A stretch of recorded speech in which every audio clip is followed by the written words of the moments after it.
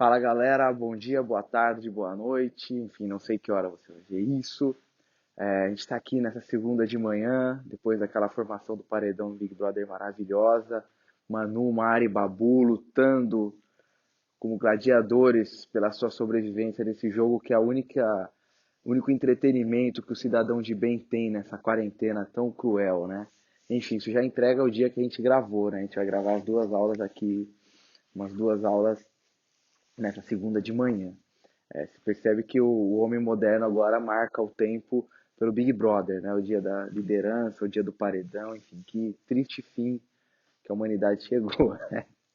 Bom, galera, vamos lá? Vamos parar de falar de bobagem, vamos falar de coisa séria, seríssima. O tema que eu escolhi para hoje é meio ambiente. Esse tema, ele tem uma carinha de FUVEST. Você lembra? Eu sempre destaco alguns temas e falo assim, esse tema aqui eu acho que ele é cara de para cair esse ano. Meio ambiente é um deles. Por quê? Por dois motivos. Primeiro, porque não caiu, né? Igual democracia, fake news, são temas que eu falei isso também, né? O tema, ele é bom, ele tem a cara do vestibular e ele não caiu. Então esse aqui tá na boca do gol, assim, para cair. Não caiu em nenhum vestibular, um tema muito central, assim, né? Então a probabilidade disso aqui aparecer é grande. E a gente vai dividir a aula aqui em três partes. Eu vou tentar passar para vocês algumas reflexões. E no final, mesmo o tema que você recebeu vai ser um tema FUVEST. Mesmo o tema sendo FUVEST, eu vou passar para vocês algumas propostas de intervenção na última parte.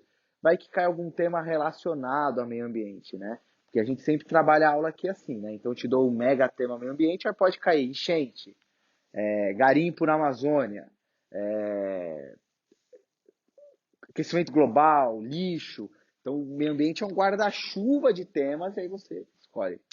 Beleza? Eu gosto de começar essa aula, eu acho importantíssima, pela negativa, assim, tipo, como não abordar o tema. Então, o que você não pode fazer num tema de meio ambiente? Eu acho que é uma estratégia interessante para limpar, antes de começar a falar do tema, limpar alguns possíveis erros que podem acontecer, né? Primeira coisa é tratar o meio ambiente com um problema distante. É muito comum isso. Eu pego o texto lá para ler, o aluno fala: precisamos preservar o meio ambiente pensando nas próximas gerações. Não faça isso. Por que não faça isso, né? Porque quando você coloca preservar o meio ambiente pensando nas próximas gerações, pensando no futuro do planeta, você de uma maneira ou de outra retira a importância dele e empurra o problema para frente. E é uma concepção errada também de problema ambiental. Por que é uma concepção errada? Porque o problema ambiental não é um problema para as próximas gerações. O problema ambiental é você que não consegue respirar e no inverno ataca um monte de problema respiratório porque o ar é poluído. O problema ambiental é saneamento básico, é a galera morrendo com verminose, morrendo com dor de barriga. Tudo isso é problema ambiental. O problema ambiental é a qualidade da água. Todos esses fenômenos são problemas ambientais. Então é importante que a gente perceba que o problema ambiental é um problema do hoje, não é um problema do amanhã, não é um problema daqui, das próximas gerações.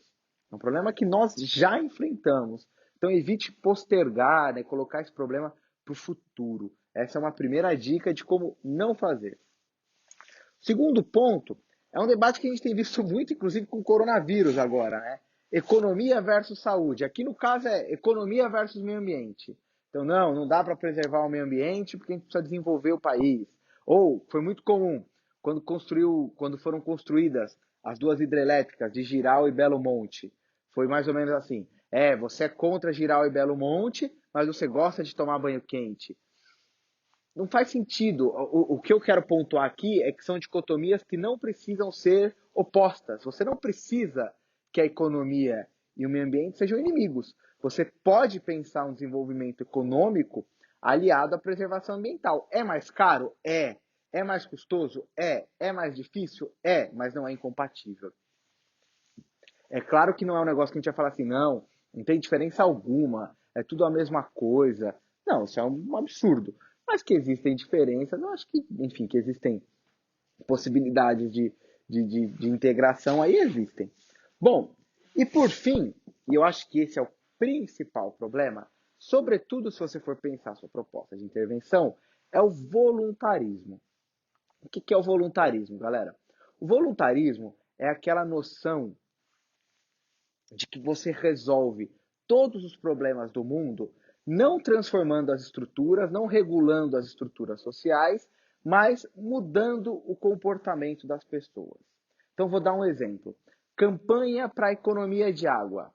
Água, usando bem, ninguém fica sem. Aí mostra aquela senhora que está ali lavando as mãos e a torneira fica aberta um tempão. Aí mostra o sujeito que dá descarga o tempo todo, ou o sujeito que fica 20 minutos no banho. Como se aquilo, como se a mudança desse comportamento fosse impactar na questão ambiental. Aí você fala, pô, Pedro, mas então você está defendendo jogar água fora, desperdiçar? Não, nada disso.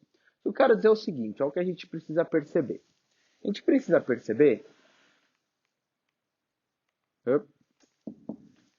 que os gastos com água, eles são 1% da população rural, 9% da população urbana e o resto, 83%, o agronegócio e 7% a indústria. O que significa isso? Significa que se todo mundo escovar o dente com a torneira fechada, tomar banho de 5 minutos, não lavar calçada, o impacto disso na economia de água é muito baixo, muito baixo. Por quê? Porque nós temos um problema estrutural do uso de água. A água é muito barata, ela não tem um preço caro, ela tem um preço muito baixo, e sendo muito barata, o agronegócio se sente confortável, se sente à vontade para desperdiçá-la. Inclusive, é relativamente comum que muitos setores do agronegócio nem utilizem água, nem paguem, desculpa. O cara vai lá, pega no córrego a água e já era. Por quê? Porque o raciocínio econômico dele é um raciocínio que não está errado do ponto de vista econômico. A água é barata, para que eu vou economizar? Então, o que eu estou querendo dizer? Olhando para esse consumo de água aqui, a fonte disso aqui é a Sabesp, porque ela fala especificamente do estado de São Paulo. Se você olhar no Brasil, é interessante também, né? Isso aqui é no estado de São Paulo, que é o estado mais urbanizado do país.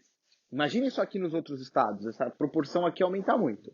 Então, como é que a gente discute o problema da falta d'água? É aqui, ó.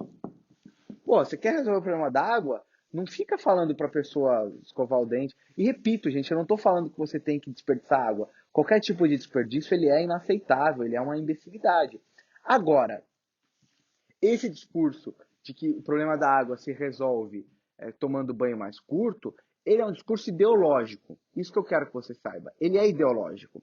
Por quê? Porque ele retira a responsabilidade dos verdadeiros culpados.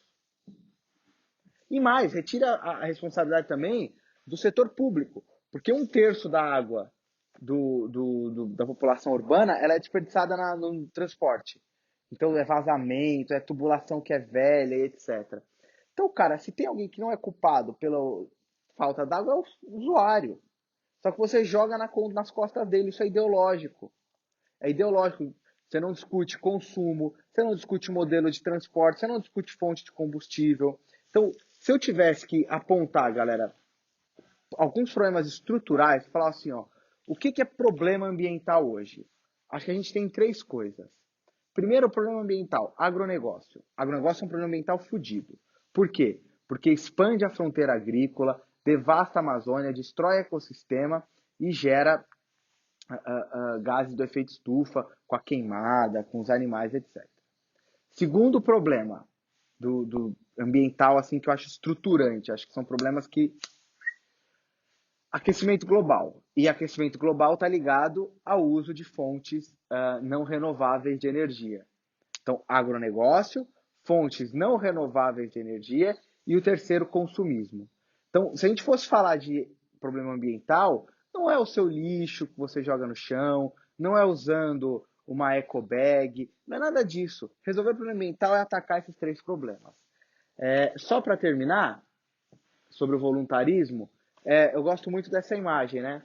Se algumas pequenas pessoas em alguns pequenos lugares fizerem algumas pequenas coisas, elas podem mudar a cara do mundo. E aí ele foi adaptado, né? Se as 100 maiores corporações pararem de causar 70% das emissões de de gases poluentes que fodem com o clima, elas podem mudar a cara do mundo. É isso. Não é mudando a sua atitude, é uma mudança estrutural de qual é o combustível que a gente vai usar, se a gente vai continuar usando combustível de carbono, se a gente vai continuar apostando no agronegócio como modelo econômico. É isso que é problema ambiental. E aí, só para terminar, um meme maravilhoso aqui também. As mudanças individuais de hábitos, etc. E a inação do governo e das corporações. Aliás, tinha mais um, mas esse meme aqui ele tá datado. Eu vou ter que tirar ele porque não faz mais graça, né? Quando ele era... Ano passado ele era mais popular. Ano retrasado, enfim. Memes que envelheceram. Beleza, galera?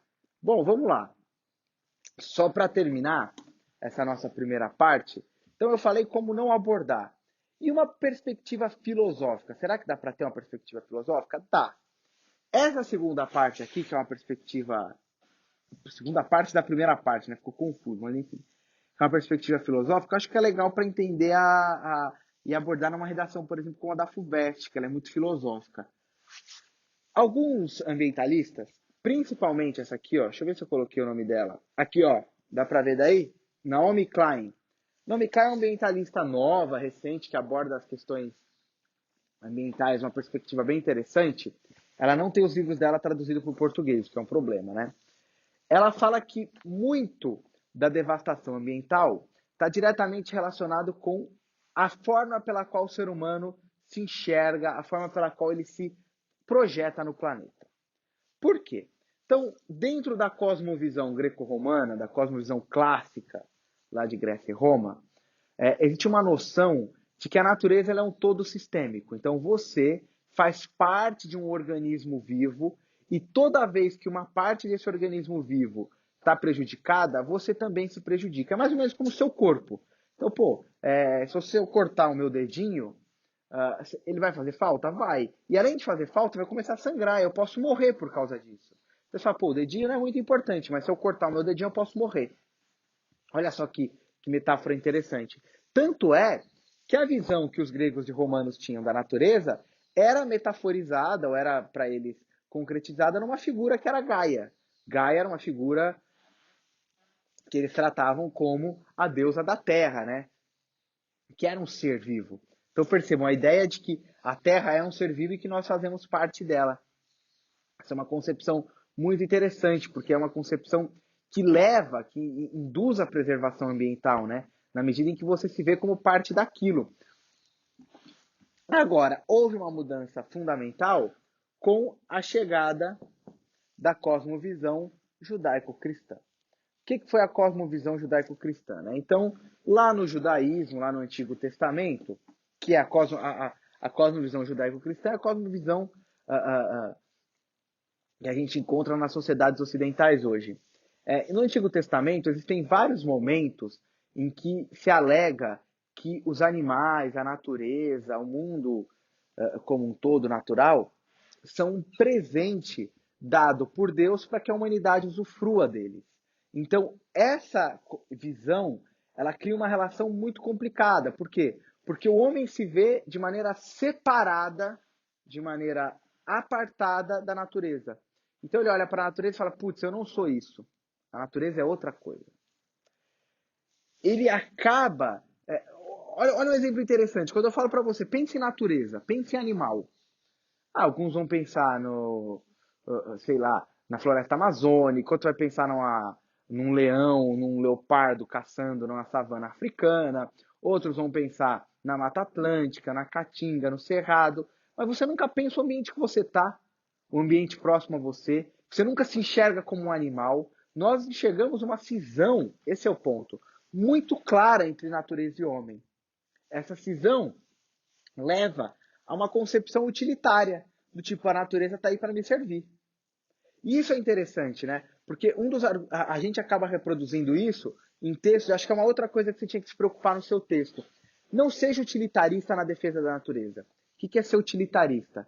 Nós precisamos proteger a natureza para que a gente tenha água, para que a gente tenha comida, para que... Não, você tem que proteger a natureza porque ela precisa ser protegida, ponto. Porque os animais precisam ser protegidos, porque ponto.